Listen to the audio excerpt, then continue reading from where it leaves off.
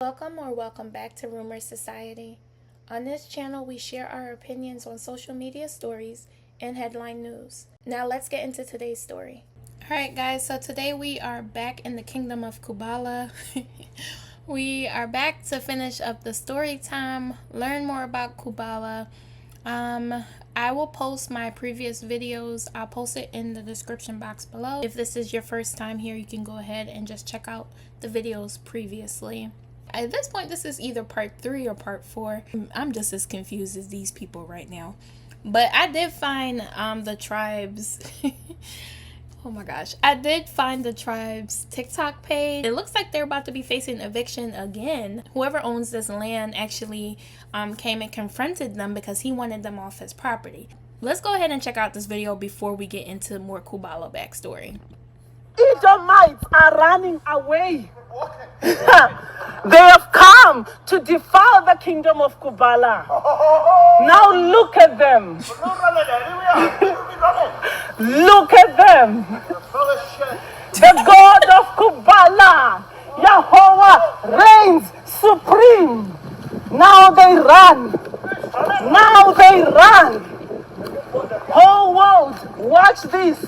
They have come to shout abuse and racism here. Now the God of Kubala, he doesn't want Mind y'all, this is his land. to be seen. You cannot be seen. You are live and the whole world is watching you.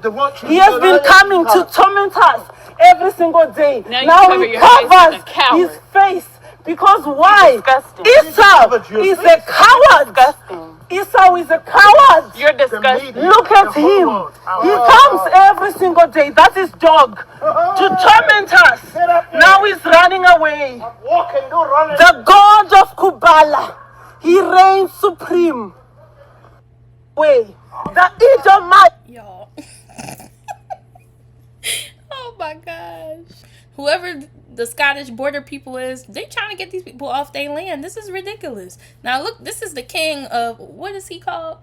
Prophets, child, whatever this man is, the king of Kubala, with his ashy feet and slippers and his bathrobe or blanket, cheetah print, or is that leopard print? Some animal print robe. Oh my God. Let's watch. I can't take this seriously. The Scottish Borders Council. It's a private landowner, okay? And this person's not gave permission for you to be on this land. And the preferred outcome would be that you should leave the land of your own accord. Y'all gotta go. Get off these people's land. This is my first protocol is to come and chat to you because you're aware of who I am, okay? So I'm making you aware. Do you have any plans to move? Have you got anywhere else you could be? Is it recording? It is recording. We could have a proper chat without the recording if you want, and we may be able to help you.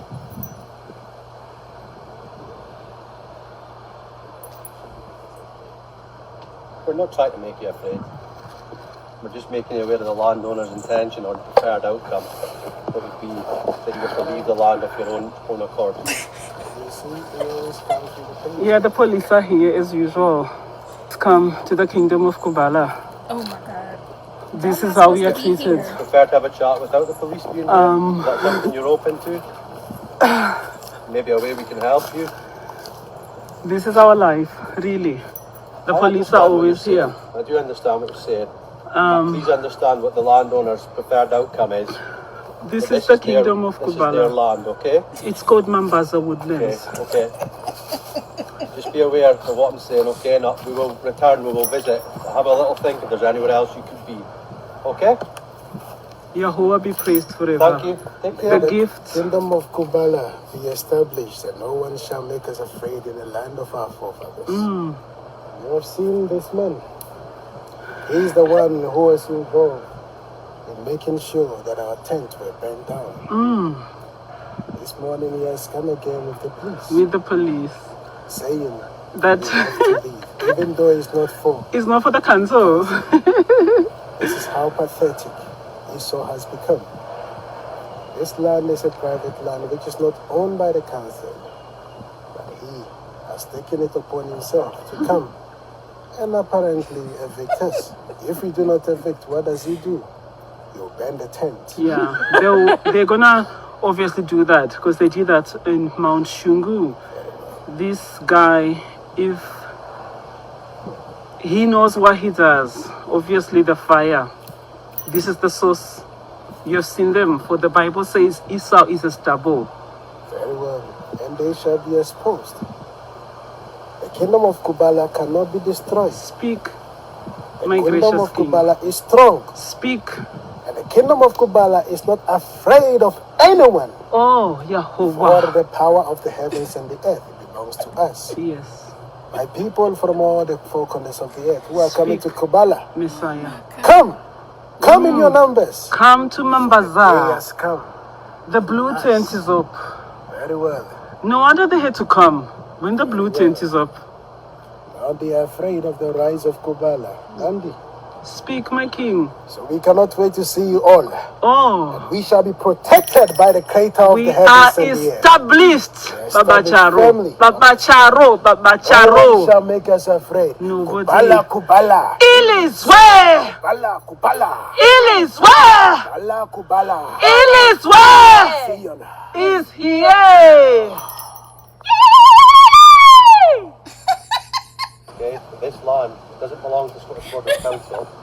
Yo, I can't.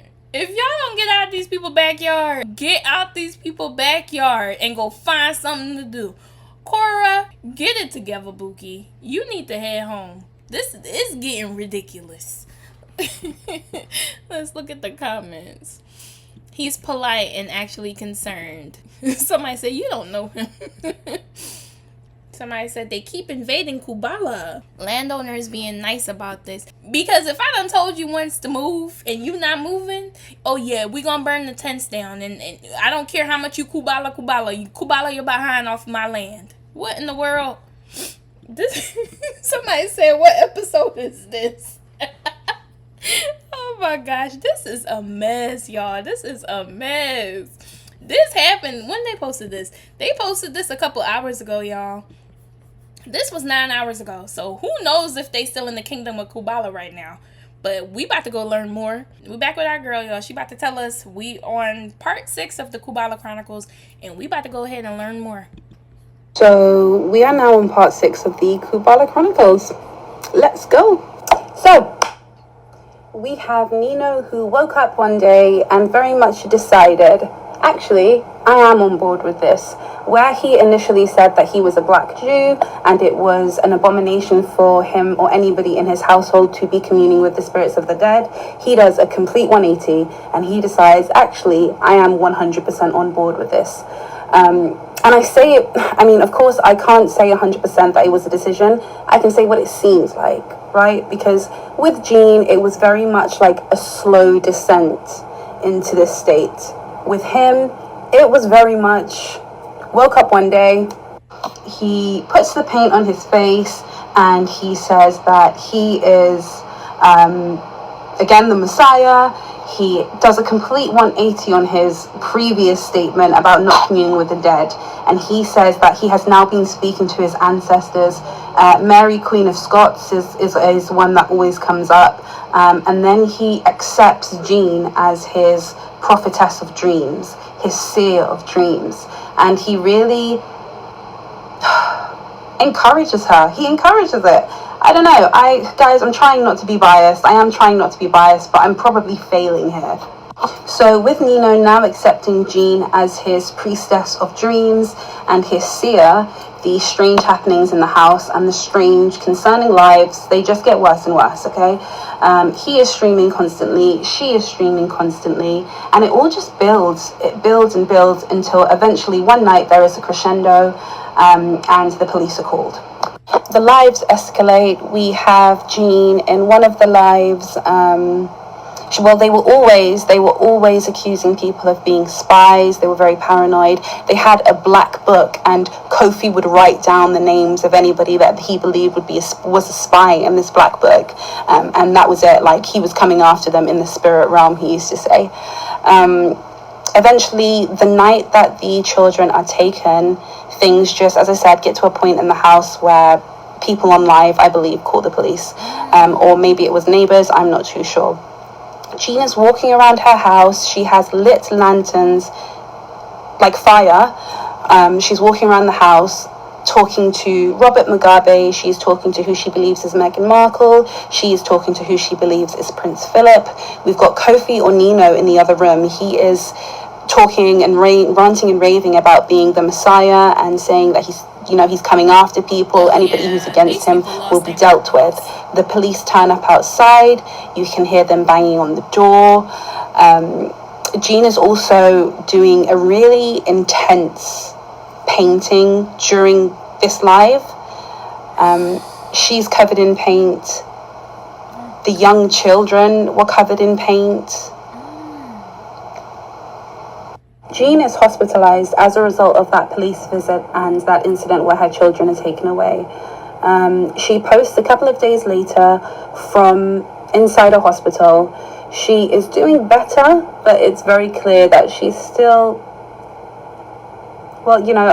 she's still talking about the kingdom of Kubala. She's still talking about her late father. So you can still tell that whatever she has going on in her head is still going on. So Jean does document some of her recovery from this incident. I believe she posted quite a few photo shoots of her out and about, saying that she's feeling better. And also saying that she was getting ready to have baby number 8, okay, because remember, her children have been taken away at this point. Nino, mind you, Nino disappears, okay. There is no more I am the Messiah from him. He actually seems to catch some sense, and we actually hear he's gone up to Newcastle and he's about to start being an opera singer again. He's relaunching his music career. Not sure what happens with his music career, because I don't know if you saw the clip I posted. He can hold a tune, but the guy is no Pavarotti.